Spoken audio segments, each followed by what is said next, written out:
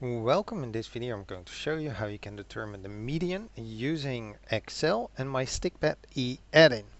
Now the advantage of this is that it will also work for non-numerical ordinal data. My add-in can be found on my GitHub account. You can download it from there, then open Excel, go to File Options, Add-ins, and then click on the Go button, browse to the downloaded file, and then it should be installed. I have a separate video if you don't want to use my add-in, but this would be, I think, the easiest method. So my add-in actually has a function which I'll zoom in a little bit, ME median for measures and then underscore median. It takes as input the data as a range, and it's important then to specify the vertical range and then really specify the first cell up till the last cell. So don't select the entire column. If you want, there you might have levels, so to indicate, for example, in the B column, for example, which order these should be in.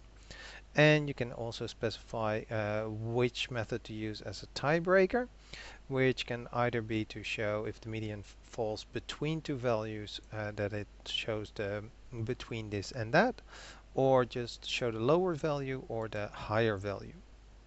It simply returns the median value.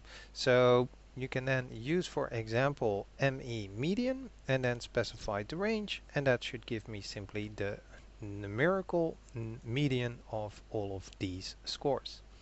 Now, of course, this can also easily be done with equals median and then, well, let's do A, and as you can see, that's indeed 3. However, what cannot be done with that is if I want to see the median of column B, I then can specify the order of things, and then I can use my function ME median, specify again the range and the levels, and in this case it will then nicely return that the median would be not too scientific. This will also work therefore if there is an in-between value. So for example, if we have a 1, a 2, a 3 and a 4, the median should be 2.5. So if we then use equals ME median and then say of these values, it should nicely return 2.5.